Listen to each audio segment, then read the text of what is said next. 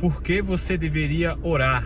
No vídeo de hoje eu vou falar sobre isso, que parece uma coisa muito simples, mas quando você vai analisar, as pessoas conseguem trazer uma confusão para uma coisa que é simples no entendimento, mas não é tão simples na aplicação. Por que você precisa orar? O primeiro motivo pelo qual você precisa orar, talvez o mais importante, é saber o seguinte: oração é submissão. Oração não é necessariamente petição. Guarde isso. Oração não é necessariamente petição, mas sim submissão. Por quê? Eu defendo essa tese e analiso, olho para a oração como uma submissão por causa do seguinte: Deus é soberano. A Bíblia nos diz que Ele é o Criador de tudo, tanto o Criador como o mantenedor. Ou seja, se o mundo um dia foi criado e ainda existe até hoje com toda a sua diversidade na vida humana, animal, vegetal, na criatividade dos homens, na inteligência, enfim, no movimento dos animais, no crescimento da vegetação, que a gente tira comida, tudo isso, toda essa coisa linda que o mundo tem, se o mundo continua hoje é porque Deus ainda está agindo. Então, quando você entende esse fator, esse atributo criador de Deus, você entende que o mundo está nele, o mundo é ele. O mundo veio a partir do que ele falou e é sustentado ainda por suas ações. Então Deus é soberano por causa disso. Se Deus é soberano, ele sabe de todas as coisas desde o início até o fim. Ele rege o mundo com a sua autoridade, o seu poder e a sua soberania, obviamente.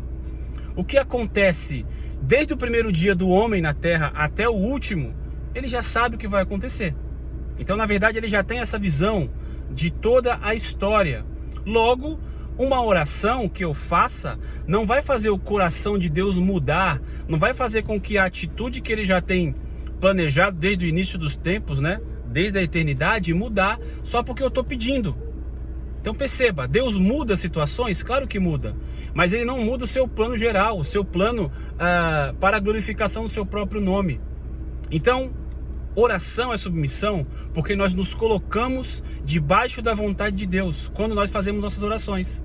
Se tudo já está determinado, e eu creio assim de maneira bem mais simples para a gente conversar sobre isso, porque não é um assunto tão fácil. Se tudo já está predeterminado, toda oração que eu faço, ela tem que se submeter, se sujeitar a essa predeterminação, a essa definição das coisas que já são feitas desde o início da eternidade, desde o início dos tempos. Se você não acredita nisso, tudo bem, você não vai entender o conceito da oração como submissão.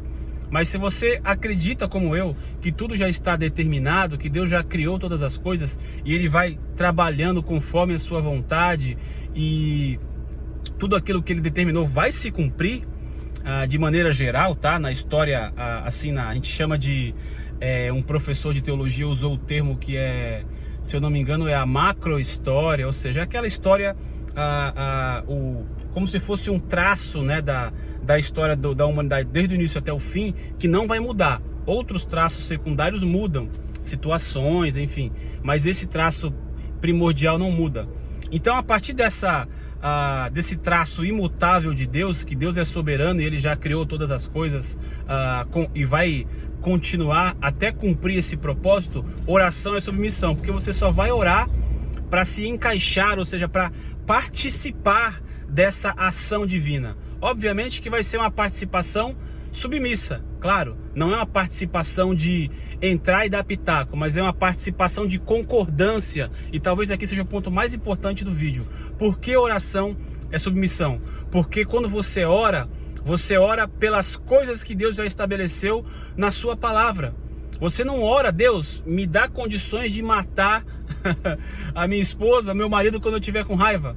Me dá condições de ter muito dinheiro sem trabalhar. Então, essas coisas não vão acontecer. Porque Deus já determinou que se você quiser ganhar dinheiro, você trabalha. Obviamente que Ele tem as suas condições, situações específicas que Ele provê dinheiro do nada, sim. Mas o padrão para o homem é trabalhar. Do suor do teu rosto você vai trabalhar e vai conquistar a sua comida. E também nós não temos nenhum direito de aniquilar alguém, principalmente o cônjuge, só porque alguma coisa não entrou em concordância na nossa relação.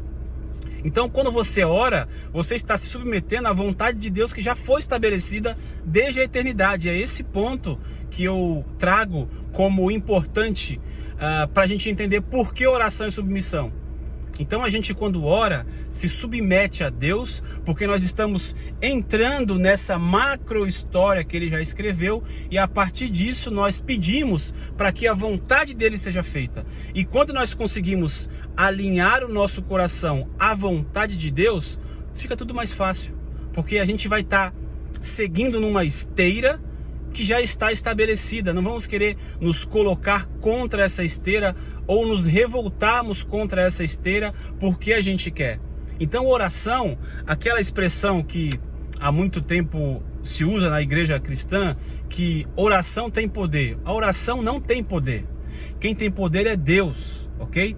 E a partir do nosso alinhamento à sua vontade soberana, a gente vê o poder de Deus agindo na nossa vida. Então, oração é submissão, porque Deus é soberano e eu apenas servo. Eu e você somos criatura, e que a nossa alegria, satisfação e contentamento vai estar quando as nossas orações estiverem alinhadas a essa vontade soberana de Deus, tá bom? Então, por que você precisa orar?